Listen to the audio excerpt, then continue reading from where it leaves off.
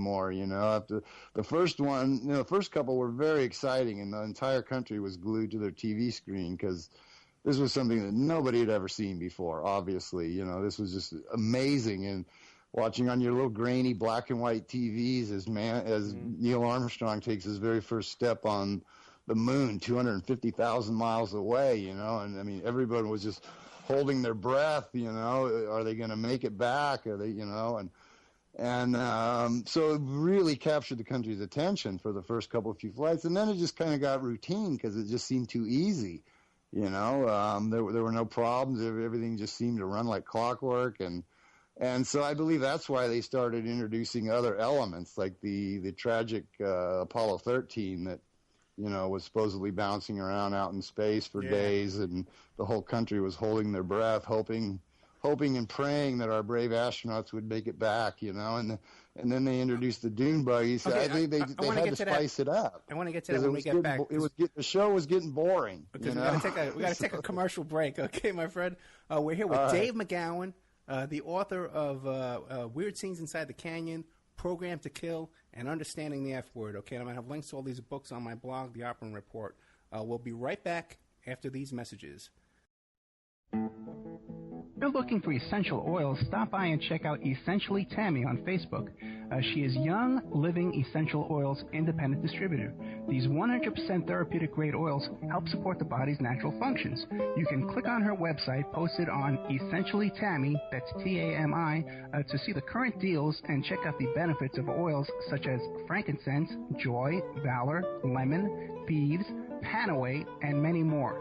Email Jocko Tammy, that's Jocatami @yahoo.com, or call 352-239-8546. That's 352-239-8546.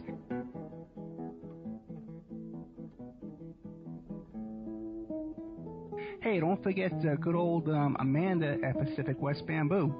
Pacific West Bamboo, 503-839-8126. You can reach her at demroots@oppermail.com. Pacific West Bamboo, your number one source for timber, construction, and craft-grade bamboo poles, plants, products, and more. They specialize in eco-friendly reclaimed wood products for the home and garden. They're located in Portland, Oregon, servicing the Northwest for over 10 years. They can be reached at 503-839-8126. That's 503-839-8126. Her Facebook page is Pacific West Bamboo. They can and do ship nationwide, and they're currently getting a new line of bamboo flooring, veneers, and laminates made from Guadawa bamboo, one of the world's strongest bamboos, grown and produced and manufactured in Central America using only economically and environmentally friendly practices and standards.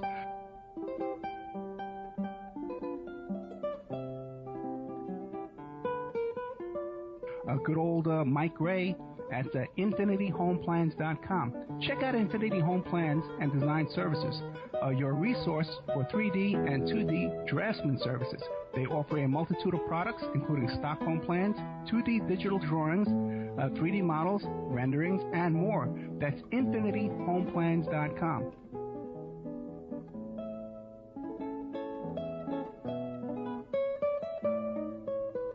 Hey, don't forget emailrevealer.com. That's my website, emailrevealer.com. And we offer all different kinds of services. Current place of employment locate. Let's say you're trying to locate where your ex-husband or your ex-wife is working so you can collect on child support. You contact us, we can locate their place of employment for you and help you collect on that child support. Let's say you think that your husband or your wife is cheating on you. Give us their email address and we can trace it back to online dating websites and dating services. So we have a multitude of services on emailrevealer.com.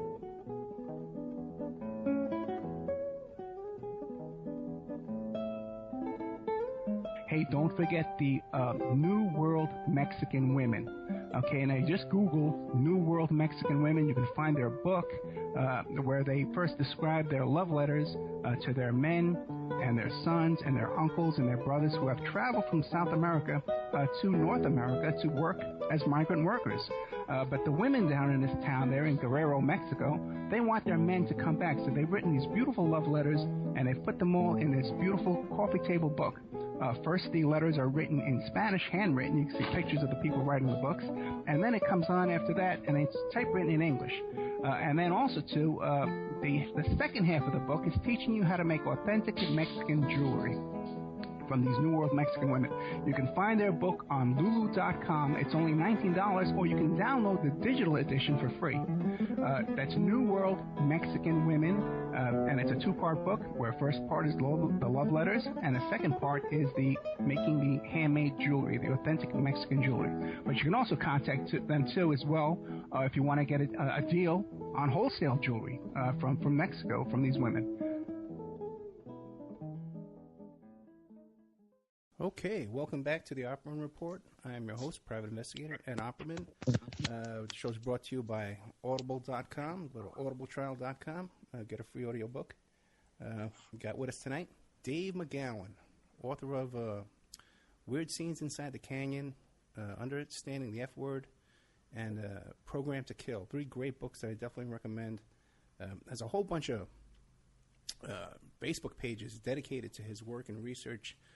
I would encourage everybody to just look that up. Look up Weird Scenes Inside the Canyon. Look up Dave McGowan. And there's a whole bunch of groups that Dave never visits, okay? But we all hang out in there and talk about Dave and talk about his work, and like-minded people. And we have some really good discussions in there. I'm in there almost every day. But Dave researches a lot of stuff, and one of these topics is the moon landing hoax. Now, Dave, what came first, the Gus Grissom murder or the Apollo 13 event? Gus Grissom. He was one of the 3 that were killed in the the test, the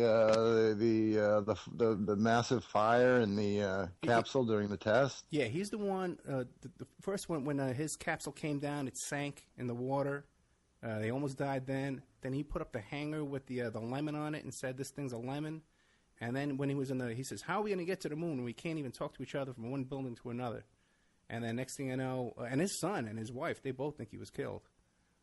Yeah, he was a bit of a troublemaker, a potential whistleblower who seemed to be very skeptical that this project was anywhere near being ready to make a successful flight to the moon. And him and 2 of his colleagues conveniently burned up in a very suspicious fire in the test capsule. That was I don't remember what the cause of it was. Was it too much oxygen in the cabin or some such thing? And they were conveniently silenced. I believe they were supposed to be they could very well have been the first crew, and their names would have been as well known to us now as like Buzz Aldrin and Neil Armstrong had they played along, but instead they ended up dead and are long forgotten, other than to some of us conspiracy theorists. And then there was also the inspector, the guy who had written up a lengthy report that was apparently very critical of the program, and he turned up dead as well, and his report disappeared and was never to be seen again, from what I recall. So there were a few suspicious deaths before the first supposedly successful Apollo mission ever got off the ground. And there was a lot of people quit too, right after the first landing. They quit the program. Von Braun quit. That I wasn't really aware of. I did not know that. And you know what, Von Braun, because I did a lot of research this week. This guy was a serious Nazi, man. It wasn't just like, oh, yeah, member of the party. This was a serious Nazi. He was next to Goebbels, and had slave laborers working on his V-2 rocket program. I mean, this guy had slaves. Yeah, some of these people had a seriously questionable background. The only one who was really well known by the public was Werner von Braun, who was given a spit shine and put out there for public consumption, and endorsed by Walt Disney and whatnot. And Yeah, basically sold to the American people as something much different than what he actually was. But he wasn't even the worst of the lot. There was some really hardcore, hardcore serious Nazis. Yeah, that ran like the underground slave labor camps that were pumping out munitions at the cost of their workers' lives. I mean, literally they would work them slave labor that they would literally work till they dropped dead. Yeah, and it's interesting how we were talking about Gus Grissom, how when they did that movie, The Right Stuff, they made him out to be kind of a clown, and he was kind of a screw up. He screwed the pooch. That's what they kept saying in the movie, And then for the Apollo 13 movie, who do they roll out? Tom Hanks. He's not a suspicious character, is he? Yeah, good old Tom Hanks, good old beloved Tom Hanks. He's just got that, that squeaky clean, all-American, wholesome image. He certainly wouldn't. Certainly, he certainly couldn't be, selling us anything other than the truth, right? Ron Howard's involved in that. Yeah, Ron Howard. Yeah. I mean, we grew up with Ron Howard, for crying out loud, on the Andy Griffith Show. We've known Ronnie since he was a little kid. That's so right. I mean, he's almost like family, right? Paul. So, yeah, it's right, Paul. And Kevin Bacon, right? Kevin Bacon. He's a trustable guy, right? Oh, yeah. Well, I've for years, people have told me that I resemble Kevin. I get that a lot. Not as much lately. I guess we've grown apart as we've gotten older. But I used to get it a lot. People say, hey, you look a lot like Kevin Bacon. Okay, if you say so. Yeah, Kevin Bacon is apparently my doppelganger. We're about the same age, like same height, weight, build. And but not as much so anymore. But yeah, yet again another great all-American guy, and it's these people are as American as apple pie. So why question what they're selling us, right? Yeah, even when it's so completely ludicrous, Hey, what do you think of the Stanley Kubrick theory?